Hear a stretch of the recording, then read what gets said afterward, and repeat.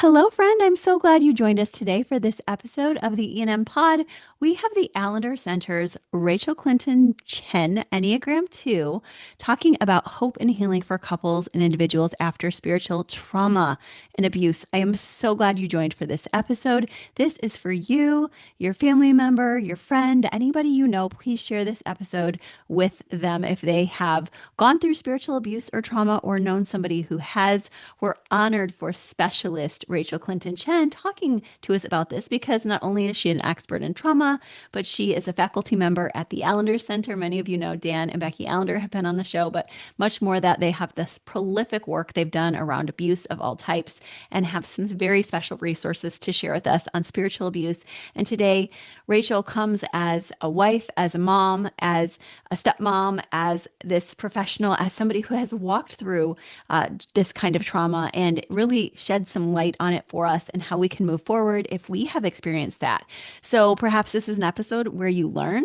Or this is an episode where you heal. I would love for you to just be open to making sure that you give yourself some focus for this episode so you could really allow it to be one of those spaces where you're not as much double tasking and just allowing yourself to really embody what you're hearing today because it's important for all of us who have a faith life and want to have a community. So, first, hear us say community is so important. Loneliness is what we're trying to avoid, but being part of healing communities and also communities that are willing to heal is extremely important. So, so grateful Rachel brings both professional and personal understanding of this topic.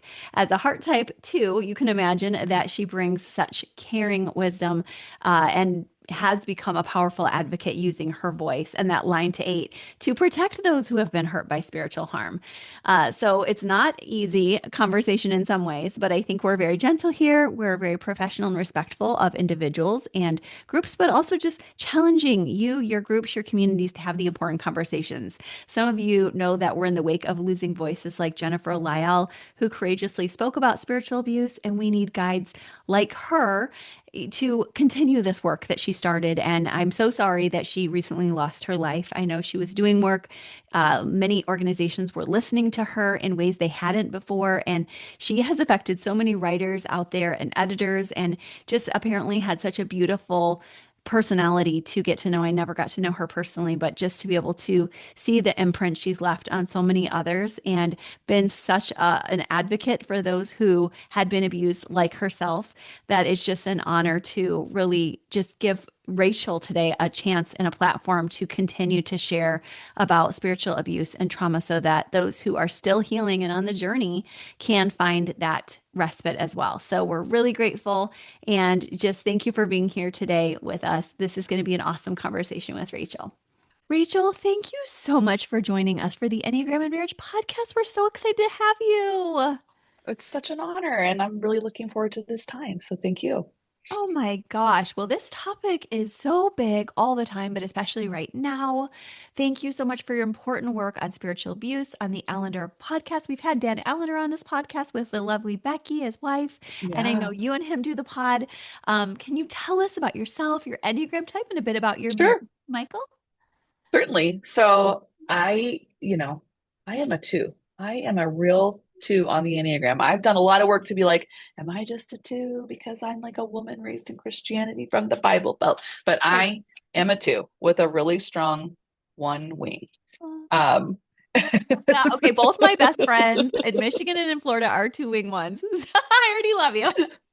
So, I mean, naturally, so many of my giftings like fall into that like shepherding, pastoral care category of life. A lot of my schooling, I work with the Allender Center now, which is a very kind of therapeutic, like Yeah. intersection of theology and psychology. But Yeah. I just think at my heart, I'm a pastor. So it's been a long journey of healing, Wow. to get to those like more healthy parts of the two Yeah. in my care for people. Michael, my husband, yeah, he is an ordained minister and he's actually finishing up a PhD in marriage and family therapy. So, Awesome. we're in it. We're just in the waters all the time, but he's a nine with Oh, a really strong eight wing. And w no. when we started dating, we were doing all the like, let's look up our compatibility.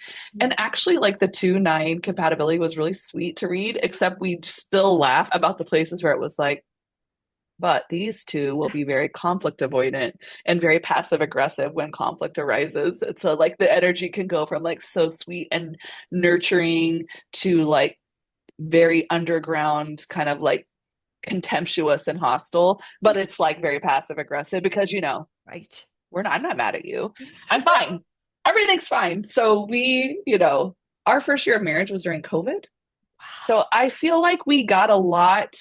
It's kind of like it was intensified growth together around like conflict and our very different styles of relating. Yeah, I think. really. Oh my gosh, how Yeah, what a way to start. And you had to really lean into love and like really probably absolutely. ground yourself and like we're here because we love each other, we love God. And I know that that was also probably complex with a blended family Yeah. and the kids being homeschooled out of Oh nowhere yeah. with you there full time. Oh my gosh, tell us. Yeah, did that give you guys Yeah. like extra therapy that first year in a way?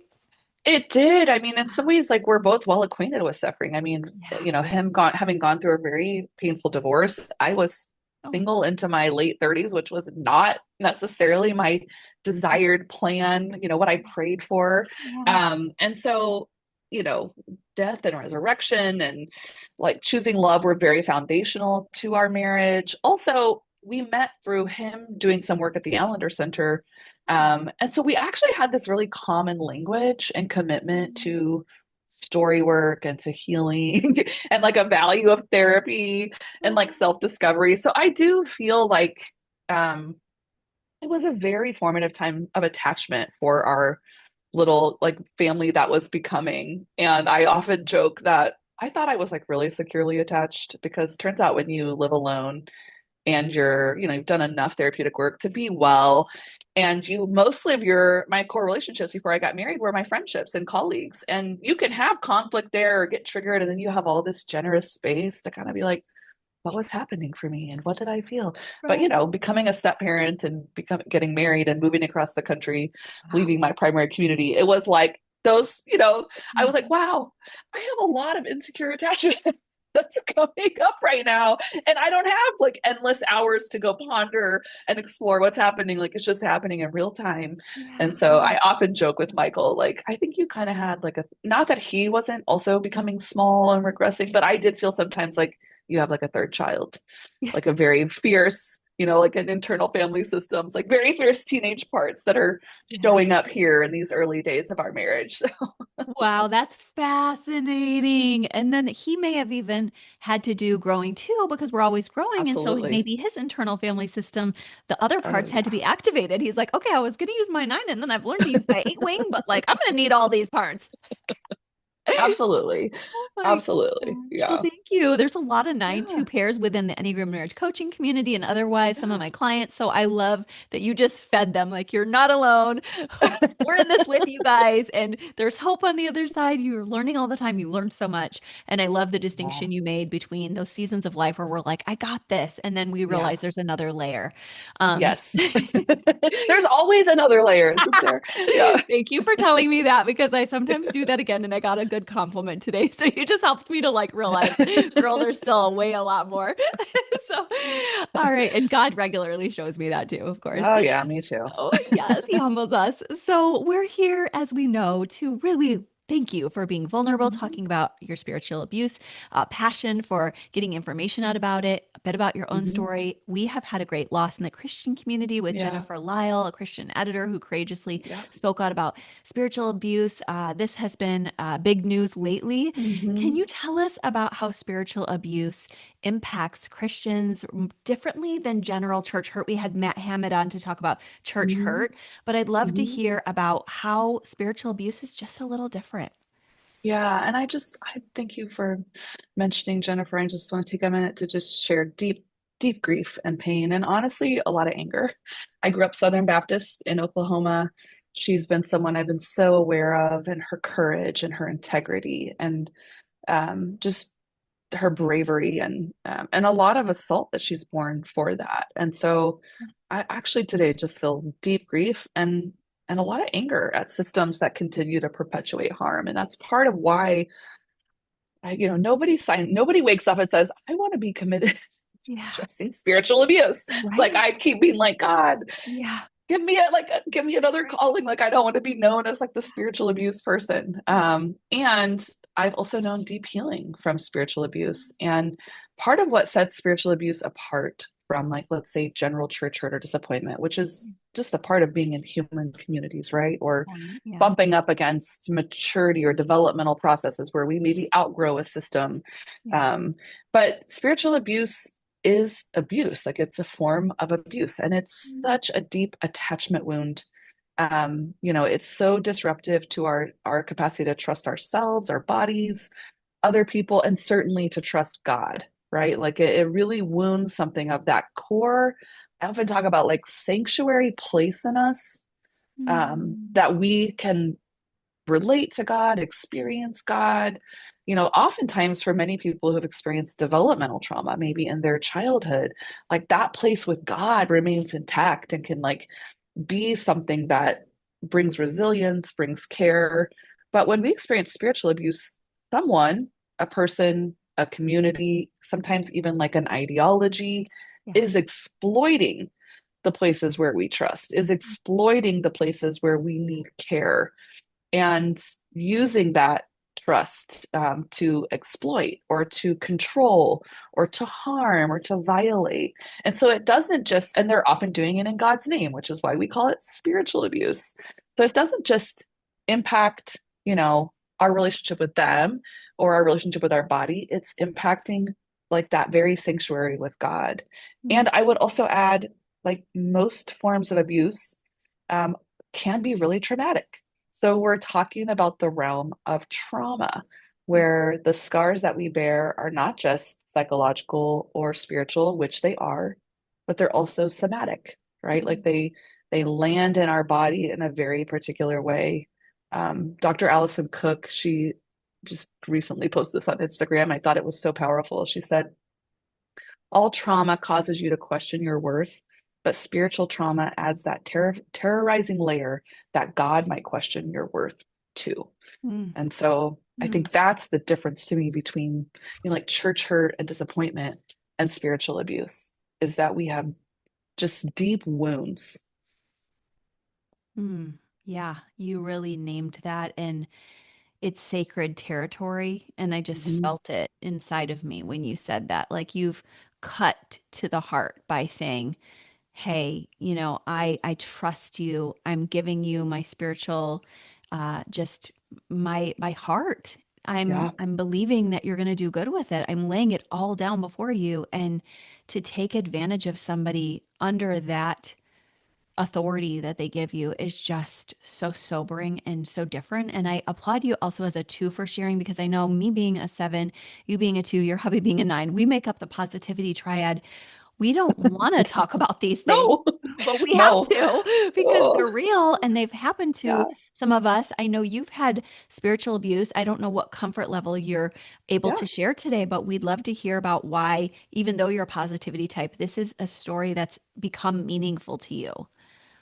Yeah. I mean, for me, what's interesting is this is not, I would have said to you, I care about where, biblical imagination gets distorted, right? Or where people have bad theology, or they're immature, they lack character, or maybe even they're narcissistic or Mm. sadistic and they abuse and they harm, Yeah. and it impacts people's relationship with God. But in 2018, Dan Allender asked me to do a podcast with him on spiritual abuse. And I was like, that's an interesting phrase.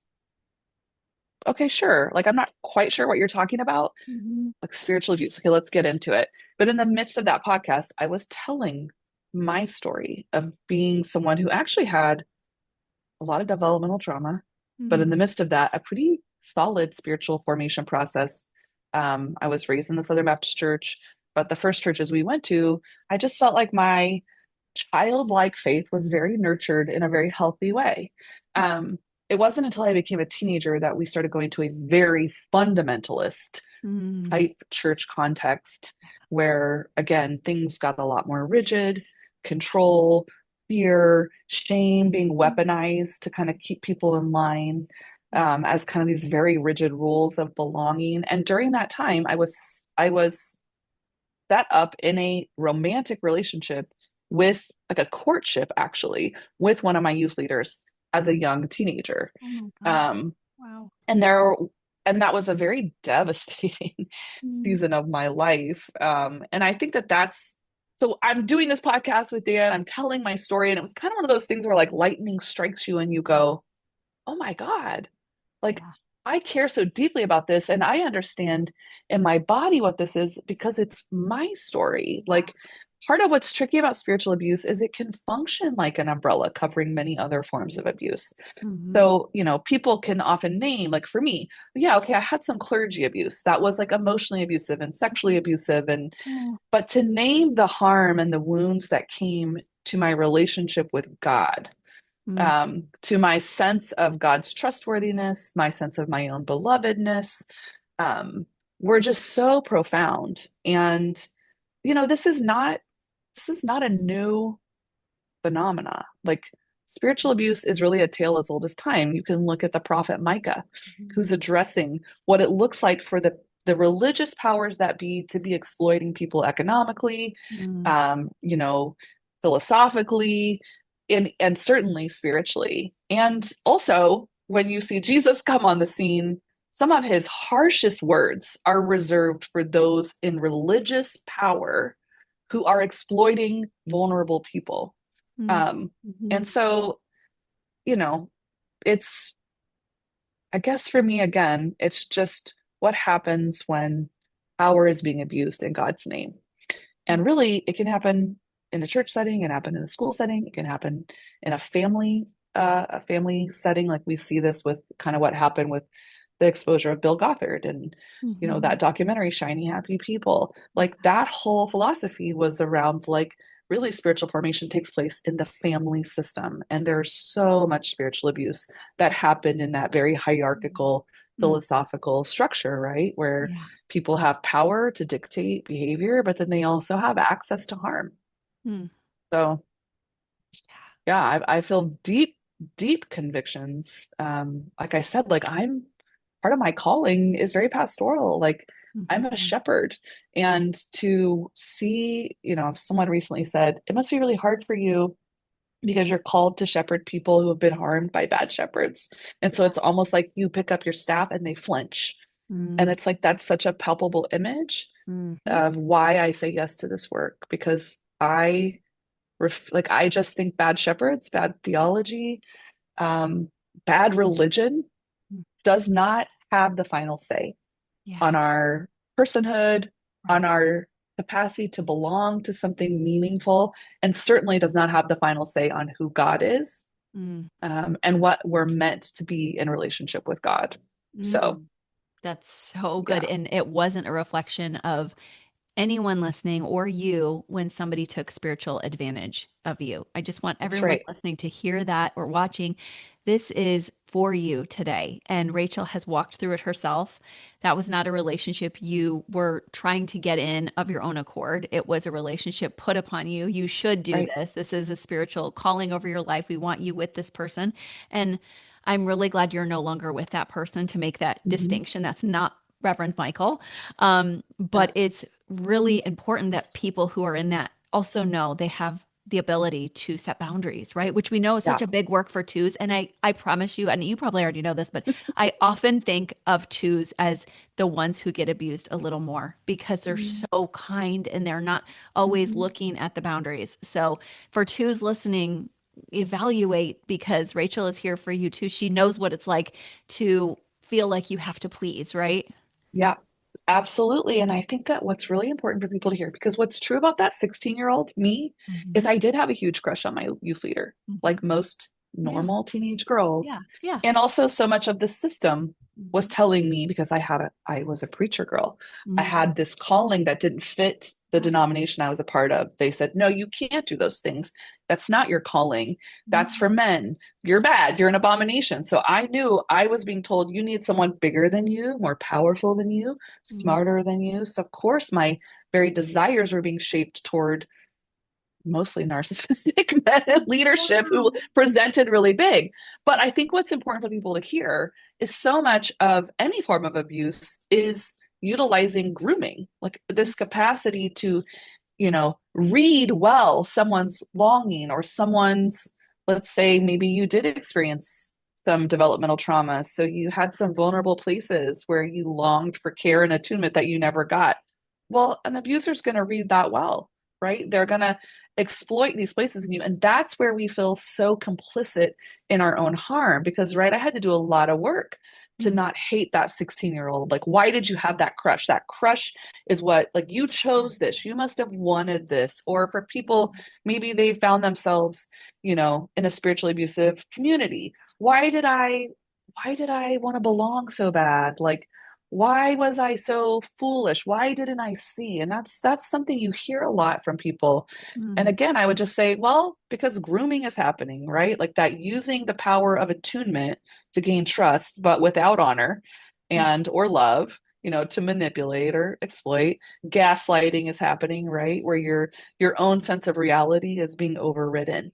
mm. You're being told, no, what you feel isn't what you feel or isn't true. Your emotions are deceptive. The heart is deceptive. Scripture is being used to kind of twist the truth, right? So, and also this exploitation of fear and shame, whether it's, if you tell anyone, it'll ruin the whole ministry. Or if you have doubts or raise questions, or, maybe say, hey, I think something not good is going on here. You're going to be scapegoated like these other people we've scapegoated. Do you want to be, maligned? Do you want your character maligned? Do you want to be exiled from community? So I just feel like there has to be so much compassion Mhm. when we start to wake up to abuse we've experienced because it's not as easy as just saying, yeah, it wasn't my fault. Mhm. Because in many ways, the very nature of the abuse, especially spiritual abuse, was gaining our trust, was, arousing our desire for good care, our desire to Right. belong, our desire to be close to God, Right. to be good in God's eyes, Mm. to be faithful. Yeah. And so it's I often say, like, healing from abuse, especially spiritual abuse, it feels worse before it feels better Yeah. because, Yeah. you have to kind of like wake up to what you've been feeling in your body. Mm. Um, and because for so many of us, these communities are oftentimes like our whole world. Yeah. They're places where we find most of our belonging. There can be a lot of loss in either taking a step back or creating boundaries. Like boundaries can almost feel like, oh gosh, I'm going to lose everything. Oh, yeah. Um, Yeah. yeah, We've all experienced that to a degree back in the pandemic times when we lost different my communities that gosh. were meaningful. And we're learning loneliness is worse for us than a pack of cigarettes a day. Like, Yeah, what a hard call sometimes to make, to be that truth teller, to leave a community that is difficult or to stand up in one knowing you might be maligned. I love that yeah, you brought that up because it may take time, it may take years, it may take a lot of exactly. courage. And this podcast here is planting a seed of you are beloved. Absolutely. God does care Yes. for you. I was just on my walk this morning thinking about how, without any one person doing that to me, by the time I was 16, 15, even, I had a view that God didn't love me. I remember That's right. thinking, Mm, I will have perfect daughters because I'm already damaged goods, right? That oh, philosophy. And so it was really important to my theology to learn about grace. And I'm not sure what happened in those early years, how that message was missed, but it was, and it was part of me actually getting to know the Lord. Interestingly, yeah. I found the message of grace through a Southern Baptist church. I think it was a Southern Baptist denomination, but Hmm. my husband went there at the time, and it was community that brought me back, good, healthy community. That's And right. it was also community that made me feel away from God. So I know community is part of the answer, but how would you say we can encourage each other to stick with community that is healthy when we're trying to Yeah. evacuate spaces that are not as healthy? Because I know that's got to be part of it.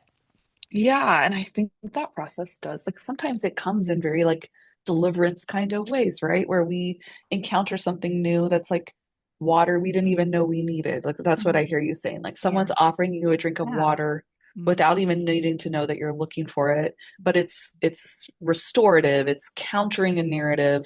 And I just Yeah. want to say, like, even the phrase you used, I'm damaged goods, is like, yeah, if you were encountering anything of purity culture and purity Yeah. movement. Which I was. And Yeah. it had a lot of spiritually abusive tendencies, even with really good intentions, right? Right. Of Sometimes course. the Yeah. There was spiritual good abuse we're intention. experiencing is more of like reenactment abuse. My colleague Rebecca Vickery has given us this category where it's like it's really people reacting to their own trauma or generational trauma to try to create something counter, but maybe the pendulum swings a little too far. So, yeah, part of the message, whether it was witting or unwitting of the purity movement, was your salvation, your belovedness is tied to your sexual purity, which is not true actually biblically.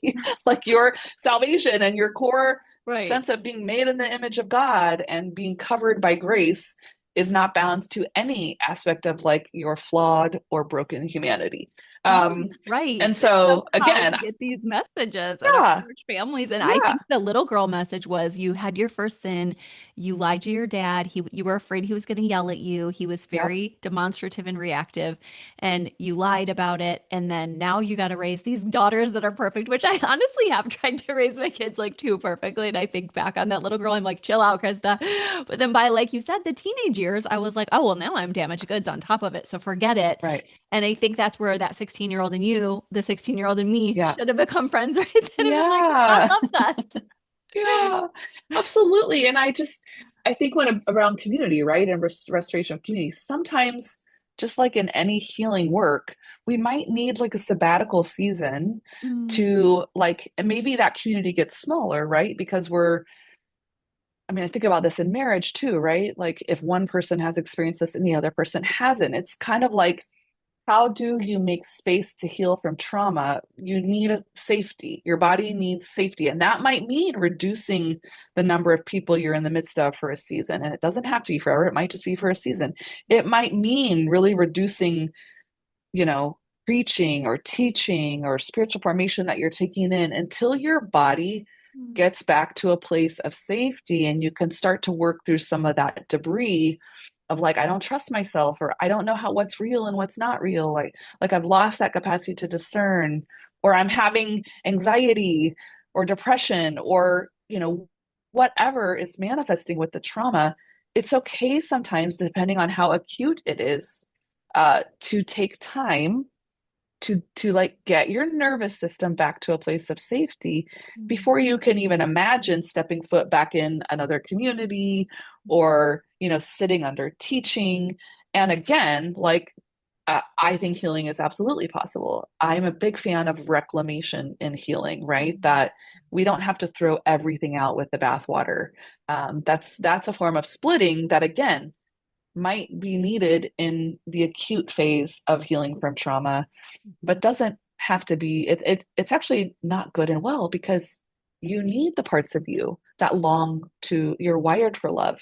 Like mhm, you actually can't heal without community. But maybe that community for a season is a trusted therapist mhm. and a few close friends, who are bearing witness to what you've suffered, and they don't bring like spiritual bypassing, like say, well, just believe this thing from God and it'll be okay. Or they don't minimize your suffering and tell you, oh no, that's not real, that's not what happened. All But right. they just kind of can journey with you in the process. Maybe it's finding a good spiritual director or someone who offers really good pastoral care, who can kind of sit with you in the places where there's a lot of debris, and be patient with you, right? Mhm, Before you feel ready to step into like a full community because you need that recovery of personhood, of agency. Um, you need to be able to bless that your desire for belonging is really good mhm, and that yeah you didn't ask for that to be exploited, but it's also like you're not going to heal and you're not going to flourish by saying, oh, that desire to belong is bad and dangerous. So we get to be about that reclaiming restorative work. mm.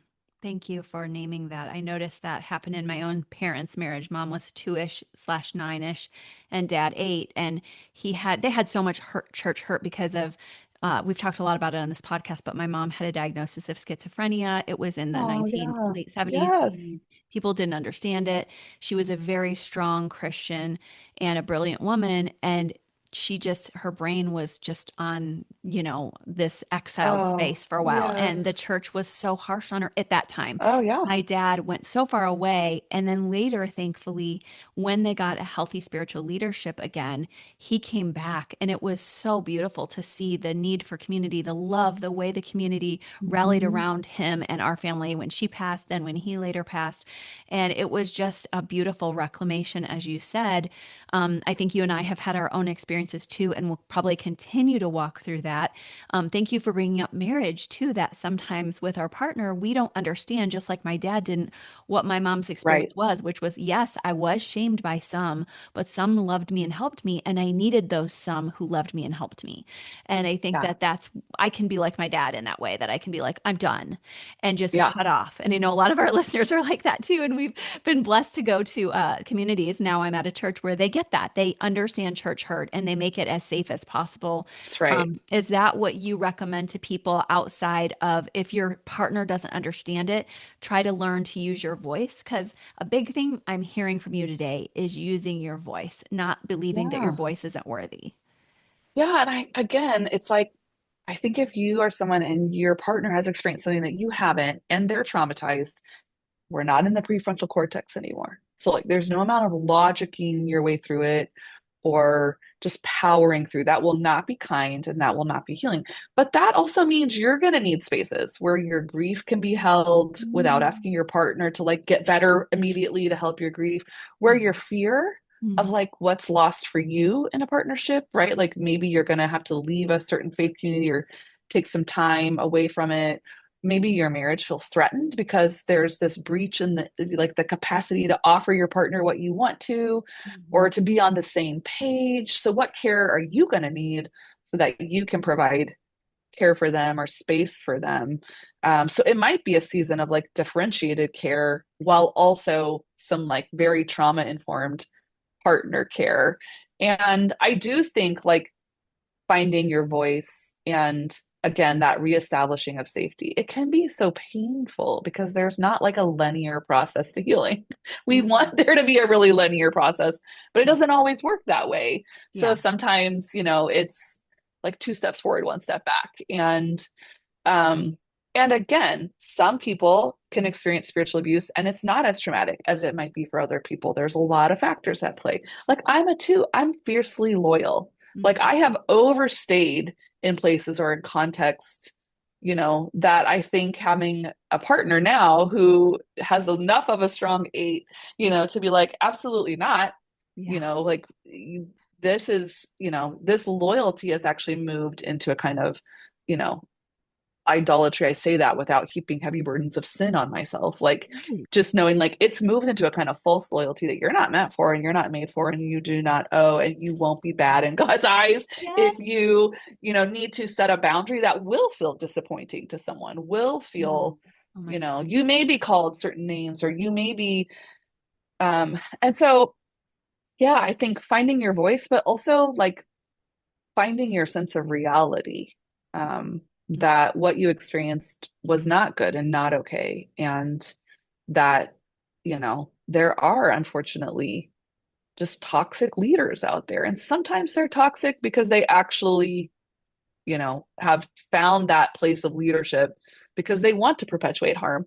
Mm. Sometimes they're toxic because they lack maturity or they're, too bound to power and too threatened by, you know, full grown humans who are differentiated and Yeah. have lots of different feelings and thoughts, right? So it's I think that's also why story work can be really important to Mm. understand, yeah, like how has your style of relating, how has your personality, how has your story shaped how you would experience harm and violation? What resources do you have? What resources do you need?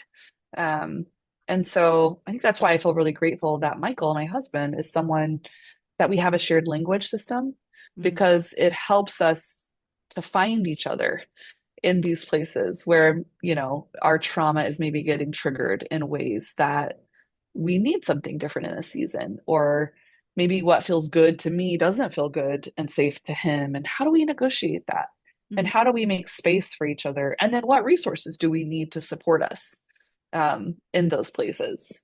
Mhm. Oh my goodness. So many rich pieces right there. Just even the boundaries, like you said, the differentiation between you and your partner, you're one flesh, but there is this mystery the Bible talks about that we're Mhm. also differentiated. And so you may Mhm. have to say, you're going to do this, I'm going to do this.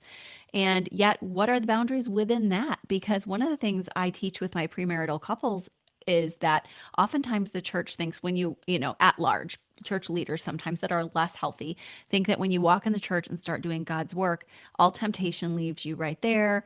All spiritual Yeah. abuse ceases to exist. And, Yeah. I always teach them like, pastors are under a tremendous amount of pressure, and I want you to expect them to fall down sometimes. I don't want anyone Yeah. here thinking I'm married to this church pastor, because they're just under I love that you said they have stories too, and Yeah. sometimes they don't know, and we want to give them as much benefit of the doubt as we can, even though sometimes justice does need to happen. And I know the Right. SBC is working on that now, and owning that. And I think that every good church leadership community will do that at some point, to say, hey, none of us are perfect. But I also get it that sometimes within a marriage, we also need to make those a little bit broader, named boundaries together. So thank you for just naming. A lot of our ones, twos, and sixes and social subtypes here in the Enneagram community don't know that they're allowed to say no. That's right. And they might put their marriage above the church, their church above the marriage. What I think we're both reminding them is to listen to what God is telling you, pause, get good community support that you trust. If it's not your partner, if it's not your pastor, a Right. therapist, a spiritual director, find somebody who can work through it with you, so you don't have this compliance stance of 126 or social keeping you locked in. I know with my husband, even in my book, The Enneagram in Marriage, his story of being a social subtype is his parents were drinking and doing drugs. So the Mm. church was everything to What him. was So this? then Yeah. me, and I'm like, the church, you know, Yeah. they're difficult. I'm popular at school, but the church is mean.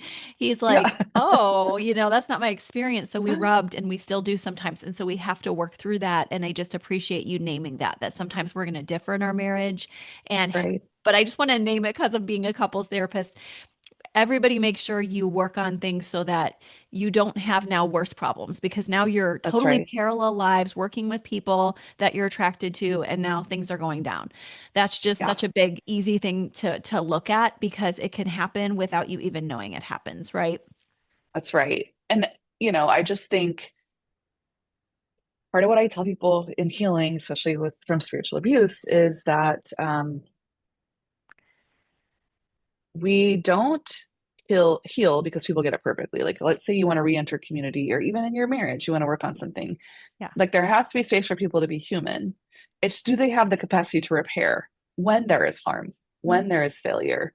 Because that's actually where our brain develops new neural pathways, where we like strengthen attachment, is being able to see someone actually have that capacity to repair and truly like take accountability, Mm. work on health and growth and transformation, so that whatever the harm that came doesn't happen again. So that's one of the things I always put in my rubric for people if they're kind of like discerning, like, is this a safe enough community? Mm. Is there a capacity for the leadership? You know, is there a value on repair? Or when harm comes or failure comes, is there scapegoating or blame shifting? Or, like, well, the leaders can never do anything wrong, right? Like everything you Right. said, there are ways to, um, you know, have a church be structured, leadership be structured, where there's transparency, there's a commitment to transformation. There is a high value on, like, Micah 6:8, like this sense of like doing justice and loving mercy and growing in humility. Because no human's going to be perfect. No human community is going to be without flaws and shadow sides and all Mm. these things that we know even are inherent in the Enneagram, right? As we have a robust spectrum of that ways that we are. So but I do think that capacity to make things right, is such a powerful healing experience, especially for people who have experienced spiritual abuse. Mm. For someone to not gaslight them and say, no, no, no, that wasn't what I meant, or that wasn't my intention, but to just be moved by the impact Mm. and to not want to recreate that harm. Thank you. And I guess I would just say, you could take this out if you want to, but I think the SBC is failing right now. And that's part of the tragedy, Mm. that they've had opportunities and an invitation to keep doing the work. And they've basically put a red light on so many of the things that they were doing that could have made huge movement into stopping harm from happening. And so I would hope, as they're convening right now, Yeah. that they would, I don't know, reconsider, picking back up the work. Mhm. to Mhm. eradicate spiritual abuse, sexual abuse, and just the radical misuse of power from their ranks. Right. And even as I was reading today in Christianity Today, they're deciding on how much budget to put towards future sexual abuse cases. It's like we really want to address that at, like you said, ways of setting up a system where that's much less likely to happen. Mhm. So thank you for challenging that community and all of us to do that. I love how you also mentioned today repair. Of course, we also mentioned forgiveness can look different. Sometimes it's going to come with a permanent boundary with Right. certain relationships. Sometimes That's we right. can heal together. Thank you for just being there as a community support. The Allender podcast, you guys are amazing. Let people know Mm. where they can find you, Yeah. resources for healing. How can they connect with the Allender Center for work, for support? Yeah. So you can find us at theallendercenter.com. I think, yeah, it might be theallendercenter.org, actually. I'll have Okay. to, I think it's theallendercenter.org. Um, but we have a podcast that's just available to the public. We podcast every week, which is a little crazy. I think you might do the same Yeah. thing. Yeah. You just Hmm. like keep going, just keep Yep. going. Yep. But we have various offerings. So we have, asynchronous learning, like online courses. We do have one on spiritual abuse. We have a incredible marriage course, and I know Dan and Becky are very committed to doing marriage work in these kind of last years of their vocational work. Mm. We have things like story workshops where you can come and do like an intensive around stories of harm. We also have trainings. And yeah, I would say we're very committed to healing at this intersection of trauma and abuse. And in ways that I have found to be very restorative and strengthening and deepening to my faith. So that's something I really love about the work of the Allender Center. Another organization I want to just throw out there who I think is doing incredible work around spiritual abuse and offering resources for clergy as well as folks who have been impacted is Broken to Beloved. And I know they had a conference last year and they have a podcast and just lots of resources. One more resource with the Allender Center I'll name is that we have a directory of narrative focused trauma care trained folks, and that includes therapists and spiritual directors and coaches. And you can kind of, put in keywords that you're looking for if you're looking specifically to do some work, maybe in marriage and spiritual abuse. Mm. So hopefully those are resources that can be supportive to your healing journey. Oh my goodness, they are. Thank you. I believe Brian Lee runs those. Sometimes he does summits with Broken to Beloved. Yeah, that's right. You guys just do incredible work at Allender Center. So I Well, just thank thank you. you. I know it's brave and courageous. And it's like we said, not always the work that a two would find themselves in naturally, but God has a sense of humor with all of us. So just out there cheering for you. And thank you so much for sharing your Good. beautiful light with us today, Rachel. We've loved every minute. Oh, yeah, well, such a joy to be with you. Thank you. Thank you. Guys, I'm so glad you got to hang with us for that episode. I am also grateful that the Allender Center, after the episode, passed on a beautiful code for you, Enneagram and Marriage 20 for 20% off through the end of December 2025, the Allender Center Spiritual Abuse and Healing online course. Make sure that you check them out. I have everything in the show notes for you. I am so grateful to Rachel for this profound and necessary conversation. Her wisdom about spiritual abuse, trauma healing, and the journey of wholeness for you is just moving. And I see her gifts at work. And I'm so thankful for the Allender Center, the work they're doing.